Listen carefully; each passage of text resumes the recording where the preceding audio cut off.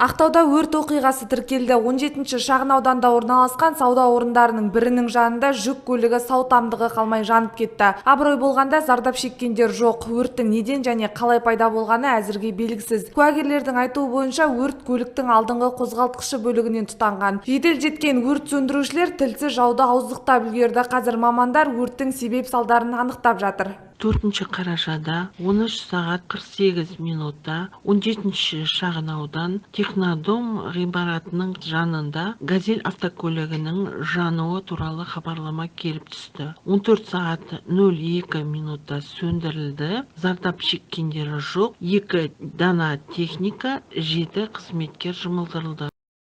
И вновь дорожное полотно Актау озарили языки пламени. На этот раз не было столкновений, покореженного металла или кровавых луж. Но все равно неприятно, да и опасно для жизни людей. Сразу после полудня в 17-м микрорайоне около Технодома прямо на ходу газеленок превратился в пылающую свечу. Под подозрением как капризная старуха-электропроводка, так и предательница топливная система. Впрочем, точку поставят дознаватели ДЧС. К счастью, никто не пострадал.